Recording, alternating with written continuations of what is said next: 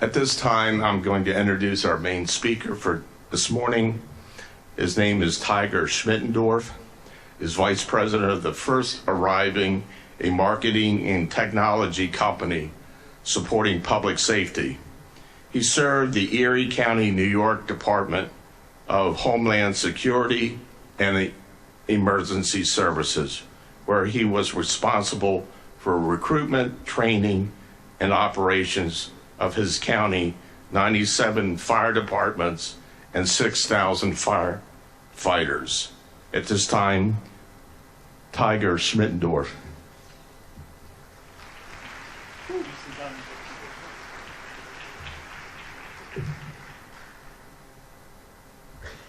I don't know that I've seen somebody sweat about the proper pronunciation of a last name in quite some time just like that. Because I did warn your president, if you're going to misspell Schmittendorf, leave out any letter but the M. That's the critical one. Thank you so much for the honor of being here this morning. Thank you to your executive director, Kate, and your president, Ben. And if you don't know, I'm actually a stunt double fill-in guest speaker for you this morning for my good friend, Chris Naum, who is rightly focusing on some first family first challenges at home, and gave me the honor of asking me to fill in for him, and I certainly appreciate that. But I'm not going to talk on the subject that Chris was going to, although they will be very closely related and follow parallel lines. But I would never think that I could ever fill Chris's shoes. I just hope not to embarrass him by screwing up. So that's my goal for being here with you this morning. And they have the slides up for me. If you do know Chris Naum, you know that I am not him, and also I can't even grow a mustache, nor do I own a V-neck sweater. So that's Chris. My whole goal for being here with you this morning is simply, as I like to say, to change your hearts and your mind about the way that we look at both the challenges that we face and the solutions that are within our reach when it comes to volunteer retention and recruitment in our fire service.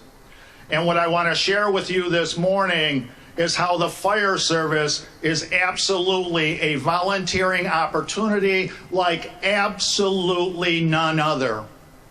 And I need you to go away from our conversation this morning with a couple of key points.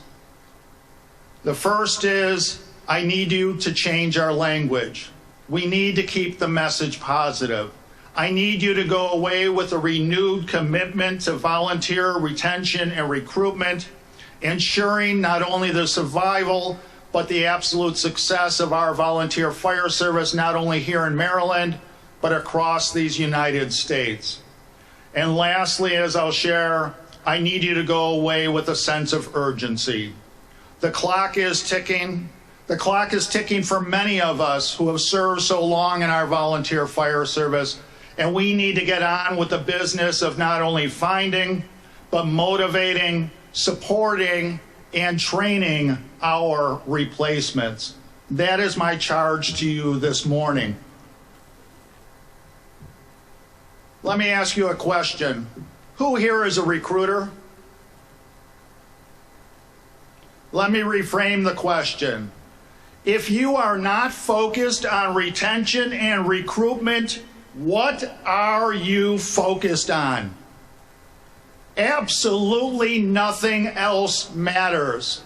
Everything else is what I refer to as the widgets of the fire service.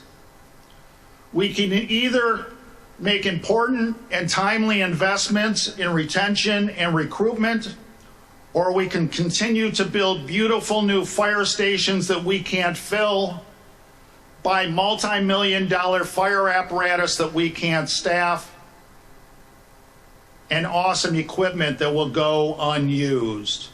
So I'll ask you again, who here is a recruiter? We all need to be in this, and we need to be in this together. But the reality is there's plenty of competition out there, right? It's virtually unlimited. As we drive through our communities, you see the signs out front. Every civic and community organization is looking for volunteers today. Does your volunteer fire department logo appear on those signs as people enter and drive through your communities?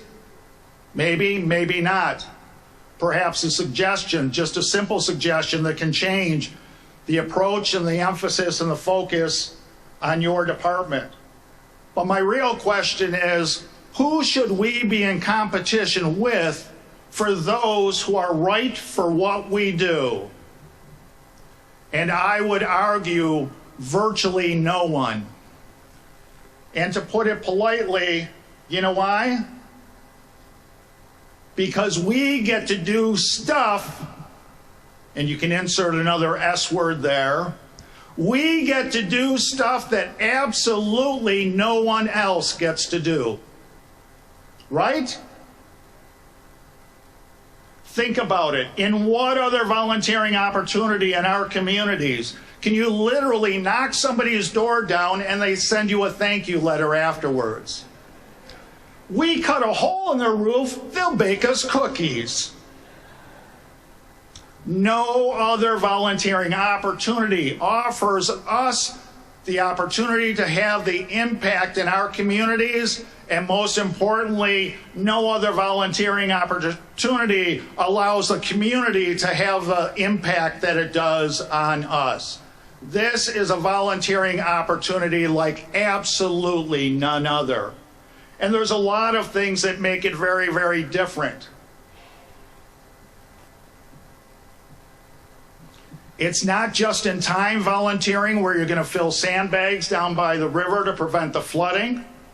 It's not once a month or once in a while going down to your local food pantry or your homeless shelter and feeding others. And it's also not like the National Guard, where yes, initially you volunteer, but after that you're compensated.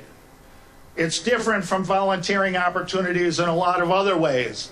What other volunteering opportunity do we ask for a minimum of a long-term, but preferably a lifelong commitment right out of the gate? It's the equivalent of asking somebody to marry you on the very first date, is it not? And I don't know about you, but looking after these two, I'm pretty sure I wouldn't marry either one of them. But that's a different story.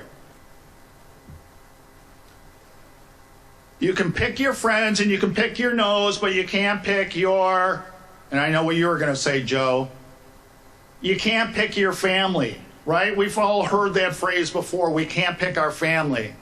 I disagree in the sense that in the fire service, and especially in the volunteer fire service, that's exactly what we're doing, isn't it? What do we call each other? Brother, sister, and collectively the people at the firehouse, we refer to them as our second family, right? I half-jokingly tell people that I am living proof that you can teach a monkey to pull a bail back on a nozzle and get water out of it, half-jokingly. But can you teach everyone to be a trusted, trustworthy, respected, respectful, contributing member of our fire service family? Not necessarily. That's a value set. That's a skill set that is totally different from anything else that we teach or train for in the volunteer fire service. And if they don't have that value set of trustworthiness and integrity and respect for others, good luck teaching them anything. But if they do come to us as a respected, respectful, trusting, trustworthy, willing to contribute member of our fire service family, there is no limit as to what we can teach them.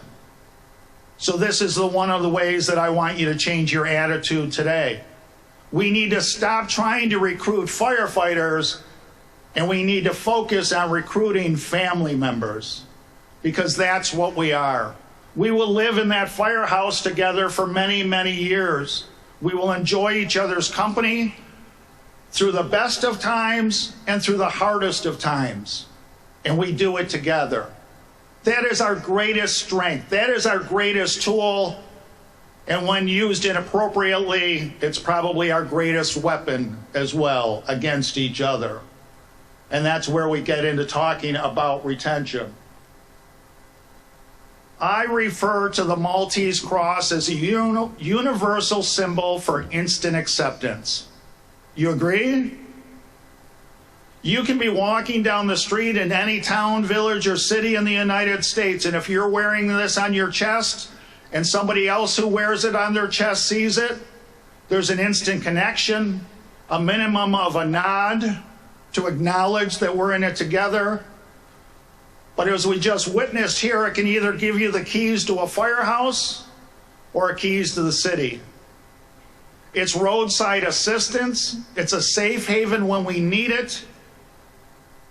And it's everything that we cherish.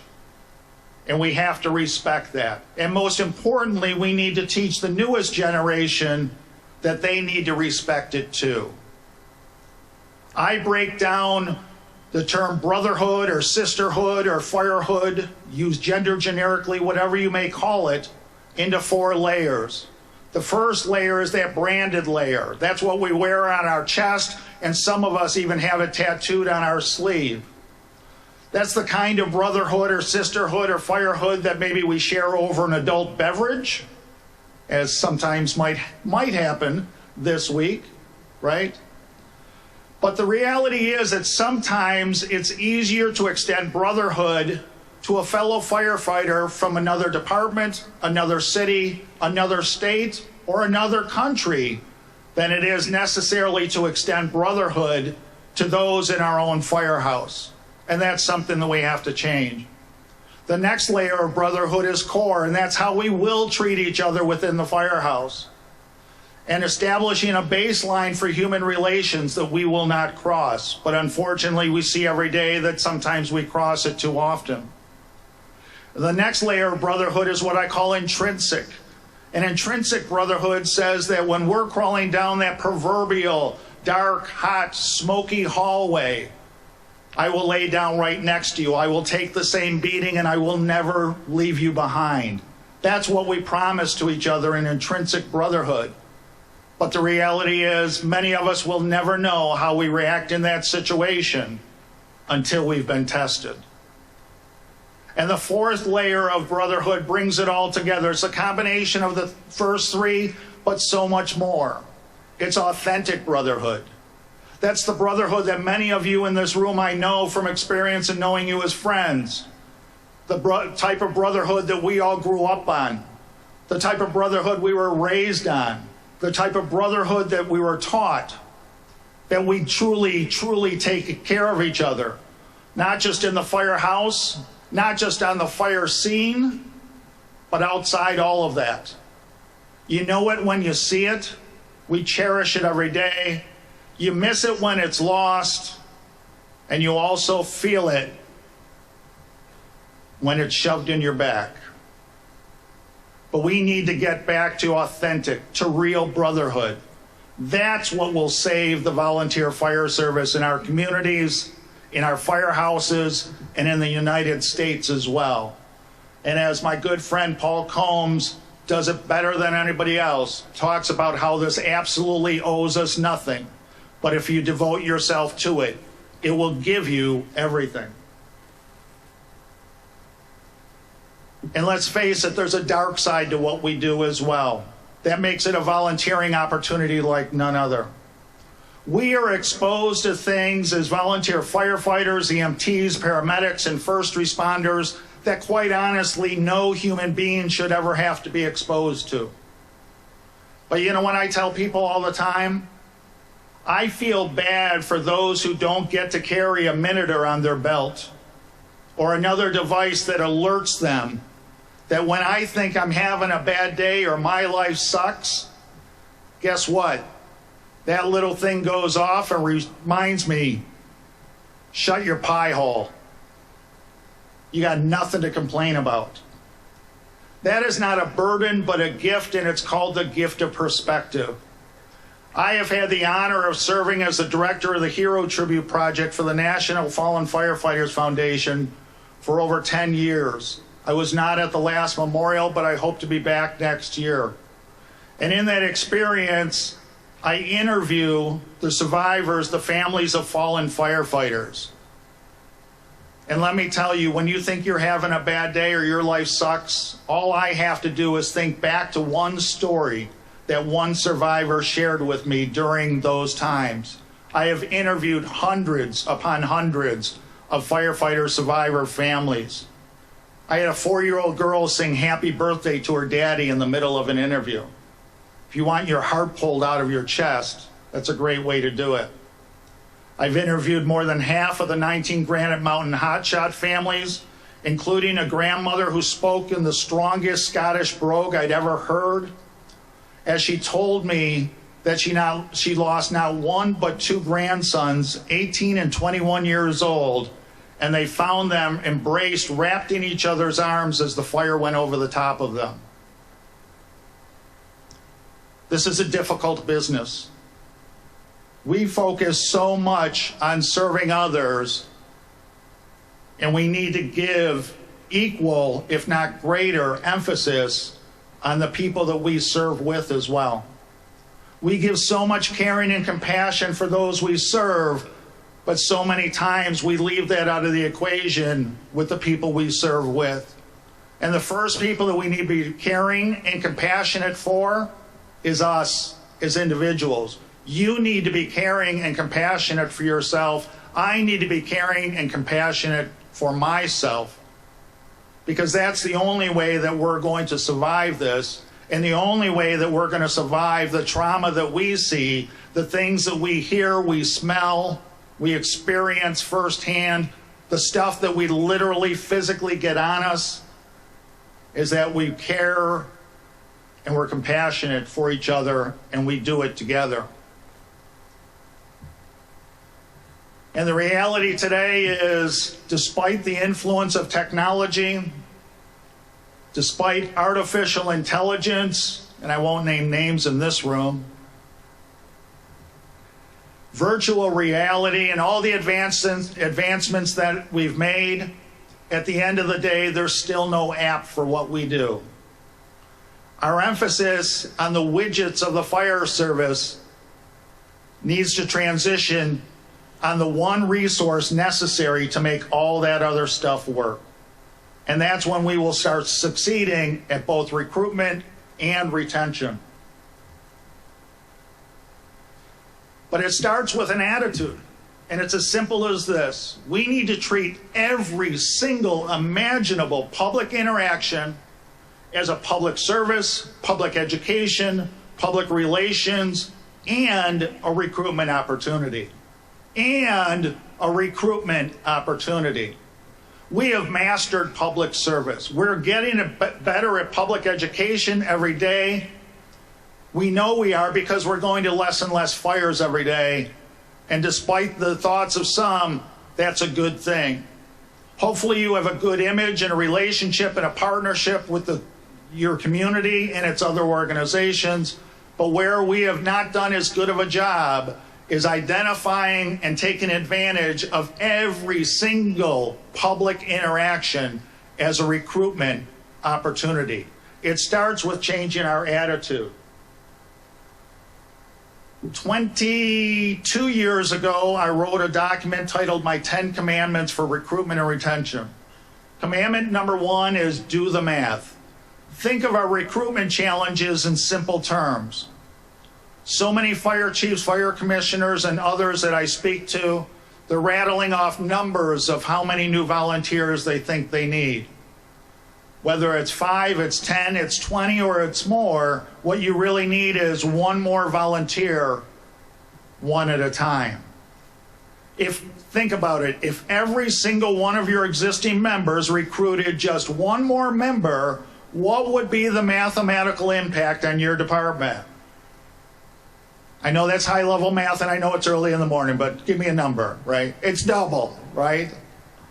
Sometimes we get so focused we can't see the forest through the trees, right? We think of this enormous number, it's overwhelming, it's crushing us, but the reality is we just need one more volunteer, one at a time. Also in 2001, Apparently I had this flurry of brain activity and not much since it, but I wrote a couple of forecasts. And I said, as the fire department struggles to be everything it once was to the community, individual firefighters also struggle to be everything that they once were to the fire department.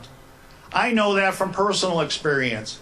My time availability and also my commitment to, and actually my participation in what we do, has kind of been fluid throughout the years, right? But we have to acknowledge that. We have to prepare for it. And we need to make sure that we have steps in place to help people as your participation starts to fade, not kick them off what I call the retention cliff, but instead show your members, demonstrate to your members, and support your members in building a rope bridge to the other side so that they can continue their legacy of service. But in order to win at that, we need to diversify. This forecast that I also wrote in 2001 says that we need to create more opportunities for more people to volunteer less time. More opportunities for more people to volunteer less time. And I say the math of that is the job that used to take 10 people 10 hours a week to do now actually requires us to recruit 20 people who only have 5 hours to give you. We need to learn as organizations, as fire departments, to be as flexible with our members as we expect them to be with us. That's an opportunity for change in what we do and how we do it.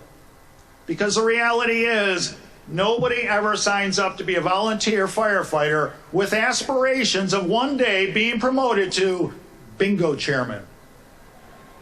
Right? But here's the reality. Somebody needs to be the bingo chairman. And somebody needs to be the roads and grounds person. And somebody needs to be the treasurer. And you know what else somebody else needs to be? The recruiter. I can sympathize but not empathize with the fire chief or the fire company president who says, if I had more people, I could free somebody up to focus on recruitment and retention. Losing sight of the fact that if we focused on retention and recruitment all of the time, what's the potential outcome?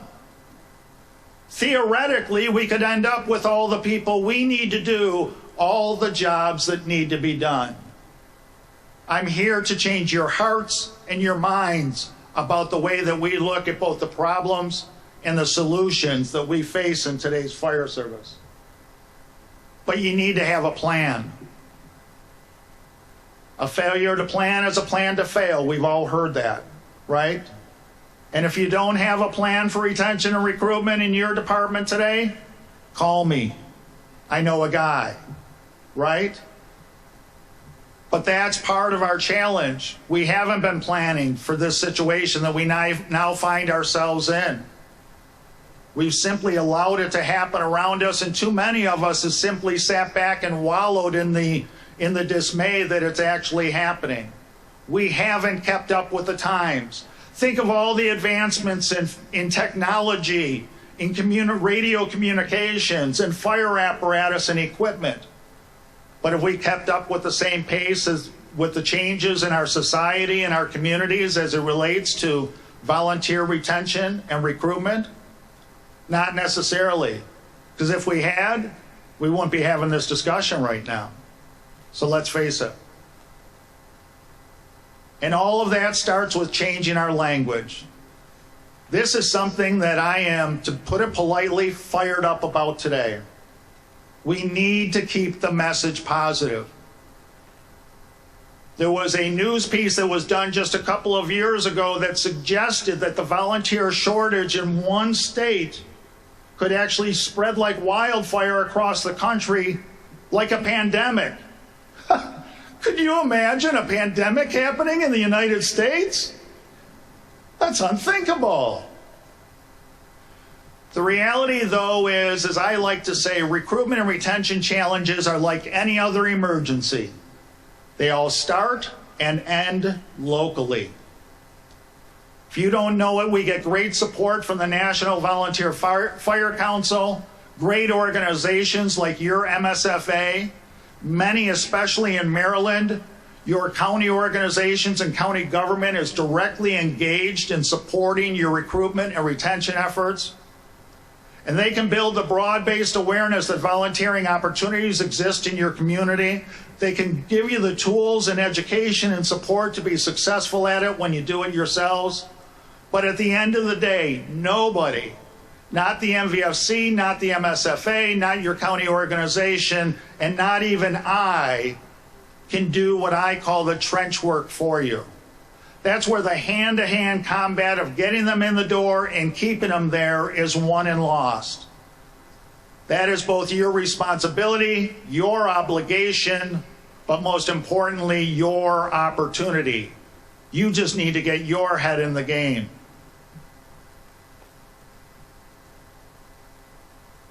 I feel sad for this volunteer fire department in Maine who put up these street signs around their community. I can appreciate the desperation that it took to put something out like this out in the public, but we need to change our language.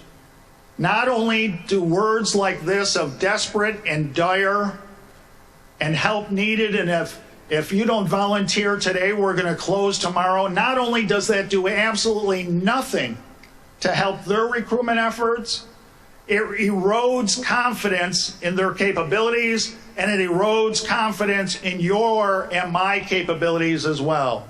It's a detriment to our recruitment and retention efforts. We need to change our language, and we need to keep the message positive. As recent as this past week, there was an NPR news article where, amongst several other quotes, this happens to be one of them. But again, this does nothing to help our cause. This does nothing to help our case. We need to change our language, and we need to focus on the positive messaging. You know why? Because nobody wants to join the Titanic, desperate for volunteers fire department. We're going down, jump on board is not an effective recruitment message. And what happens too often is we're always looking at above the surface and blaming someone else for our retention and recruitment challenges. We're blaming society. We're blaming the economy. And what I hear the most, and so help me God if I hear it again, we're blaming these damn kids. Well, if anything about today's generation is true or accurate, who's responsible for that? I am, you are, we are, because we're the generations who raised them. And here's the reality, because I can tell you from experience of literally traveling around the country and spending physical time in dozens of firehouses across the country a year, there are exceptions to the rule about these generations. I know because I see them every day in our firehouses across the country. But whether it's today's generation or yesterday's generation or the generation before that, there's 5 generations in our life, in our workspace today. If any of the things we complain about the respective generations is true, you also, me also, I also have to be the exception to the rule about my generation. I can't be stuck on because that's the way we always did it. That's one of the things I need you to go away with, is a sense of urgency for getting on with the business of training our replacements. To me, the conversation, the language comes down to 2 words, need and want. 2 very, very different words. As I once again half joke, the number of people who need me in their life is an unlimited list. The number of people who also want me in their life might be a completely different list, if you know what I mean. So if you're going to use the word need, use it in this context. You need us. We want you. Think of the difference in how each of those words makes you feel. It's nice to feel needed, but it's awesome to feel wanted. And that's what we need to make our prospective volunteers and, most importantly, our existing volunteers feel today. The need is clear. The want is not. And we need to demonstrate to them that we want them to join our ranks and we want them to continue to serve as well. And yes, I finally actually made the t-shirts. Nobody wants to join the Titanic, desperate for volunteers fire department. We need to keep the message positive. We need to stop telling people all the reasons people aren't joining and focus on all the great reasons that they are. So when it comes to our recruitment messaging, here's the 3 priorities. Lead first and foremost with the awesome opportunities that we offer to get involved and make an impact on your community, others, and yourself. Follow up with the great benefits, whether they're tangible or intangible, and most often the intangible outweigh the tangible. And lastly, show them how easy it is to get started, and most importantly, show them how we're going to support them every step along the way. But you have to be committed to doing that as well. It can't just be hollow words. And then the last thing we want to talk about is the requirements and the expectations.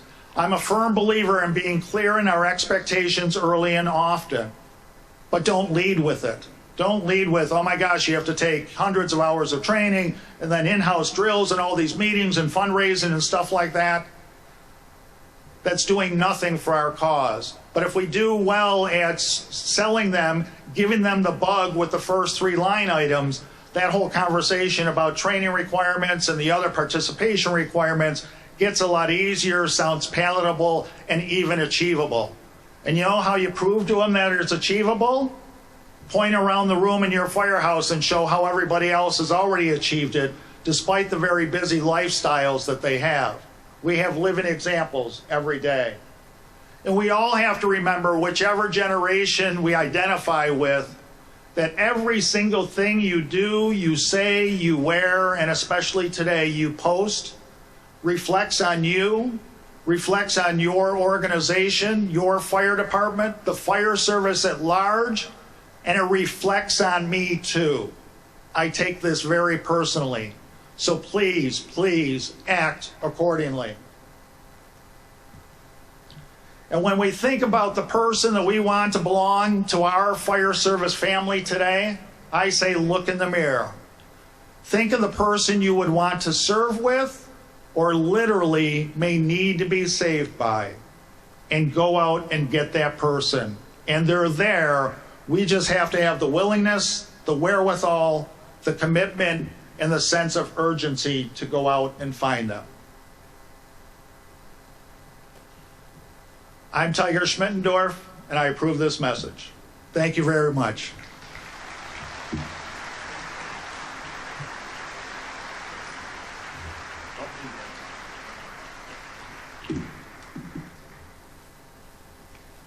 Let's give Tiger another round of applause.